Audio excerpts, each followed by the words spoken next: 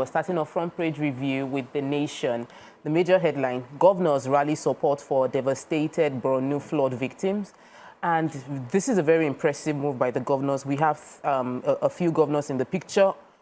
The governor of Lagos State, as well as the governor of Kwara State, as with their companion or their colleague, the governor of Borno State, Babagana Zulum, inspecting the flood in Maiduguri yesterday.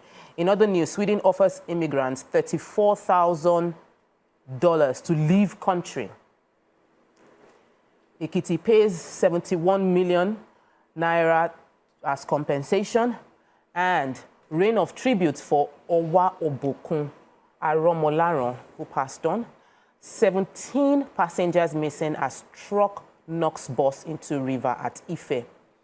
440 million naira contract probe. The ICPC summons Kano speakers order. Labour Party crisis. Ume Baksabure must go decision. CBN demands monthly POS transaction report. And Nigeria to get 589 billion impact on health. That's others with Britain. We also can't miss the picture of the president, our President Tinubu, with the King Charles III on Wednesday in a meeting as well. So what story are we starting with? Do the Sweden. So Swedish government have said that they will drastically increase grants for immigrants who choose to leave the country and return home to encourage more immigrants to go. And so they said as of 2026, immigrants who voluntarily return to their home countries would be eligible to receive up to 350,000 Swedish kroner.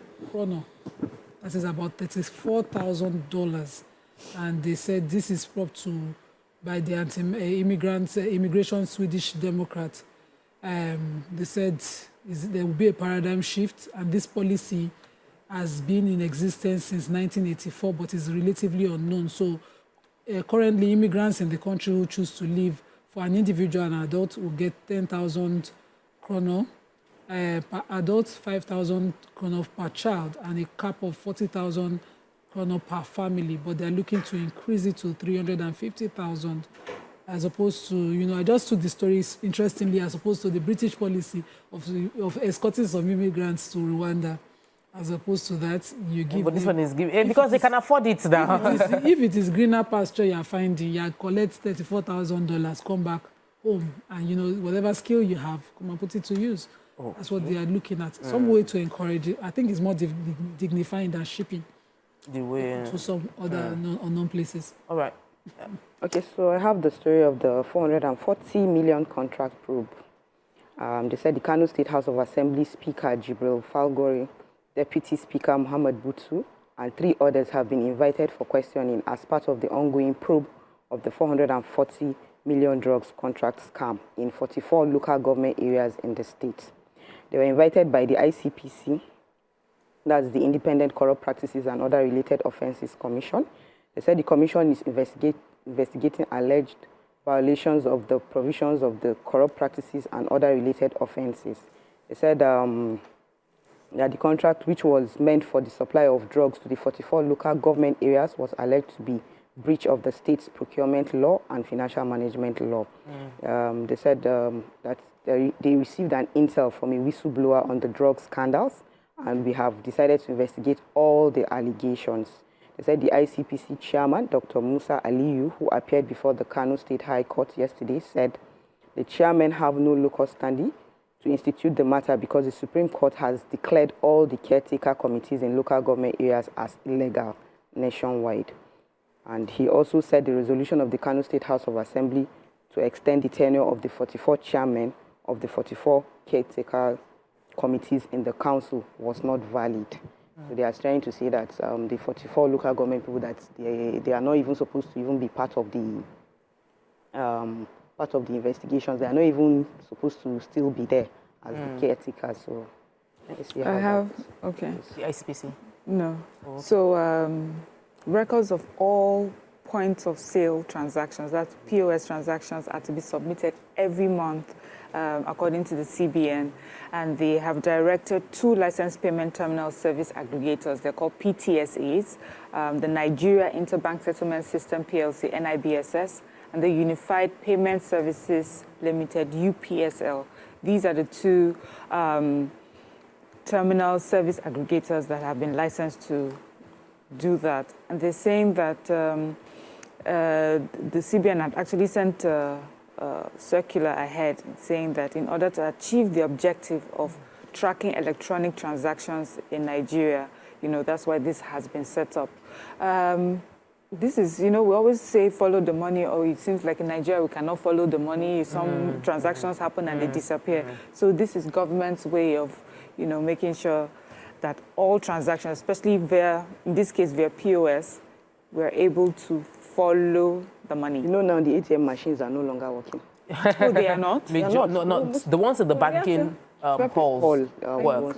I think it's the ones that are outside, maybe not, but most of the ones. But POS is more convenient than going to. And but you pay money to withdraw money. We still pay money to now. The POS. Moving on to the Punch, major headline: Edo government polls. Opposition fears violence as PDP shuns peace accord. In other news, we have PDP governors lose as National Working Committee hands Wike reverse control. Blind mothers missing kid found in Lagos after 10-month search. Recapitalization, manufacturers SME struggle as banks take over the capital market. NNPC Dangote high crude oil sale, products buyback deal. NNPC team to monitor production at refinery. Tinubu governors Obasanjo mourns as Owa Obokun joins his ancestors. OPS writes AGF over $2.4 billion forex contract breach, and the U.S. consulting with Nigeria to counter terrorism from General. So, what are we starting with? So I have the blind woman story. According to Punch, the 2-year-old daughter of a visually impaired woman, Agnes, who had gone missing since November 2023, were found recently. According to them, the 2-year-old was in company of a 13-year-old stepsister of hers, and the two of them were playing in front of their house in Akowojo area of Lagos. And suddenly the mom couldn't hear any of their murmurings anymore. So they had gone off. She raised alarm. Their dad came in, they reported, but they didn't find them. Fortunately, they got a call from an orphanage in Bariga that the two of them were there. Someone had called their grandma, and eventually they went there and found them. They were said to have been found wandering around Agopa last week, and they were rescued by a police officer. And I wish the name of the police officer was mentioned. I just want to commend her work. And she took them to the orphanage, and from there, they reached out to their parents from there, and, they were rescued. I'm just grateful. This is 10 months. 10 months. 10 months. Remember? Thank God, Dave. I'm happy that it's still, because usually once it passes a month or two, people tend to give up, but I'm happy that they follow through. Child, yes. They're both young, 13 yes. too. Right. It's extreme, but the case ended well, so I'm just grateful. Good work to our security agencies that worked on this. We'll take a quick break now. When we return, we'll continue with front page review. Stay with us, we'll be right back. Welcome back, and thanks for staying with us. We're still reviewing the front pages of the papers, and we were taking a story from the Punch. Mariam, you have a story? Yes, so it's saying here that the commander of the United States Africa Command, Marine Corps General Michael Langley, on Thursday said that the U.S. is consulting with Nigeria to counter terrorism. Although on the headline it says consulting with Niger, but here it's obviously Nigeria, in the in the report itself. He explained that the U.S. military withdrew from its former base in Niger Republic on the demands of the National Council for the Safeguard of the Homeland. But, they have been making collaborative efforts to counter terrorism in West Africa, and Nigeria has, invited them for this. But they also emphasize that the U.S. intervention is based on invitations from African countries. So they're not coming in without your invitation. If you think you need them, they'll come. But they're also saying African-led security efforts needs local leadership in tackling some of the continent's most pressing threats. So it's not as it used to be, America's come and save us, whatever, come and save us. First of all, you have to invite them. Second of all, they are also telling you that there are some things you have to do locally for, some of these threats that we're facing. Anyways, the general message is just to say that they're working with Nigeria right now. They were in talks, and you know, whatever needs to be done concerning terrorism, that's what I was going to comment from a place of knowledge, as I had with some military personnel yesterday. But a tete-a-tete with military personnel yesterday about the fact that the military would not want to harm citizenry because they know they need the citizenry. Without the cooperation of the citizenry, anything they want to do would fail because you need that intelligence from them. And if they don't trust you, they won't give you intelligence. And you cannot fight the war without intelligence. You have a story too, I'm sure. I have a story on recapitalization. The recapitalization, as we all see, that they're saying that it's affecting the SMEs a lot. So they said the ongoing recapitalization by bank is squeezing out manufacturers and other small businesses as they endeavor to raise fresh funds. They say as the country's banking sector undergoes a sweeping recapitalization process, small and medium-sized enterprises are feeling the pinch. The Central Bank of Nigeria's directive for banks to shore up their capital base has led to tightened lending conditions, raising concerns over financial inclusion and access to credit for the country's vital SME sector. They said for SMEs, which accounts for over 48% of Nigeria's gross domestic product, according to the World Bank, the recapitalization process has introduced new challenges because the interest rate is very, very high, is above 30%.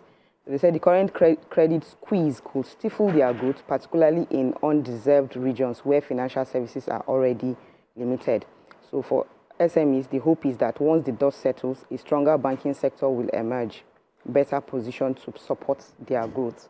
Let's hope that they reduce this interest. It's basically the interest rate is too high. And then the banks are struggling to be able to get that $500 billion base. And all that is affecting the small businesses. I have to take this story. The Ilesha as a town has been thrown into mourning. Ilesha is a town in Osun State, and they lost their king, the Owa Obokun of Ijesha. Owa Obokun? No. Of Ijesha land, Oba Gabriel Aromolaron. Condolences have come in from the presidents, the governors, all of them talking about his role. He had a 42-year reign. Yes, 42-year reign. He died at 86 years old. That's a good one. Yes, he did live long. I knew of him, heard of him in songs. He was well praised. But what the leader spoke about was very important, that he took his throne above partisan politics that took place over. For you to reign for 42 years, you've met many politicians. He said he didn't get involved with partisan politics. He provided, according to the ex-president, this is from the our president right now, that he didn't play partisan politics. He was open to all political tendencies, and he supported the presidency at any point in time and different presidents. But the ex-president mentioned he gave wise counsel. He had aspiring leadership, and he was consistently dependable to when you needed any form of support concerning that region, and it will be deeply missed. I'm sure all the people. Correct. It's Owa Obokun. I know it very well. I've been to Ilesha, and I really heard about the man. So he's a well-respected and loved man, and our heart goes out to the family and the entire people of Ilesha. Moving on to Daily Sun. Flooding is still being talked about. Death toll rises to 259 in 172 local governments. So this is beyond the Maiduguri state. NEMA, military, others identify rescue operations as dozen remain trapped in Maiduguri. Then the Algon, which is the local government, commiserates with victims and urges action. Petrol, for petrol marketers, they've petitioned President Tinubu over Dangote's refinery diesel price drop. And both MISAP, NIWA assures 72 naval personnel to implement Waterway Code in Lagos. Nigeria signs partnership agreement with UK, gets 589 billion naira in support. 100 billion naira deal. Governor Umba flags off revitalization of Enugu Palm Company. That is an interesting story. Sad story, explosion kills couple in Ebonyi State. Ramfact chair Shehu in trouble over $2.4 billion payment. Allegedly engages new registered company for a 330 million disbursement. Owa Obokun still in the story. We've taken that story already. What story are we going to start with? Let me start with Niwa. Speaking during the sensitization tour of some of the jetties in Lagos, the area manager of the Lagos area office of the Nigerian Inland Waterways Authority said that they have been aided by the Nigerian Navy. So the Niwa Navy has given them 72 personnel to ensure enforcement. And they also said now that there's a new code. It's called the Waterways Code for Lagos, and is now gazetted. So it is no longer word of mouth. According to Mrs. Sarat Brahima, who is the area manager, she said that this is now going to become law and enforced. It's no longer a word of mouth to all the operators within the waterways, especially boat operators. Now there will be charges and consequences for overloading of your boats, not using your life jacket and all of that. Okay. And so they will be going on and on, training and retraining, and continuously sensitizing the operators, passengers as well as operators within that area. But then there will now be consequences for any of such accidents. We've always been talking about. Yeah. Taking forever. I have the human interest story. Yeah, please go ahead.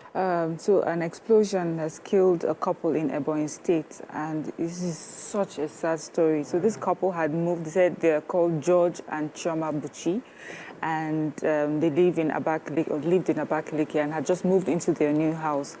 And although there are 3 different accounts of what may have caused the explosion, so they said that. Eyewitnesses said that what they heard was an explosion. Some people were saying a gas cylinder, some people thought it was inverter battery, and something else. But some of the neighbors said that for them, they think it's much more than that. Some are speculating that it may have been a bomb of some sort that was planted in that compound. That because by the time they got there, the windows were shattered, everything, had caught fire. And the poor couple were rushed to the hospital. The woman died a few hours after she was there, and the man died, I think, a day after. They have had a 3-year-old who was at his grandmother's at the time. So that was how that child was saved. But it is such a sad story. Yes. And they also speculate, we're not sure that they may be related, the wife be related to Patoranking, the artist. So our hearts really go out to this family, and God comforts those that they have left behind. Sure. Moving on to our last paper for today, Nigerian Tribune. 259 killed, over 1 million affected by flood in 29 states. That's from NEMA. UN humanitarian agency allocates $6 billion for Borno, Adamawa, and Yobe. Aviation workers to shut down airport September 18. They reject 50% IGR deductions. NUT warns federal government against unchecked commercialization of education in Nigeria. Federal government signed CTC agreement to reduce airline operating costs. Or your bricklayers, shoemakers, hairdressers, others to pay taxes as Assembly passes presumptive tax bill into law. And Southwest states arrive at a plan of action to tackle food shortage. Well, there's another story that we really wouldn't have time to take any story in the paper. We're out of time already. Okay. But thank you.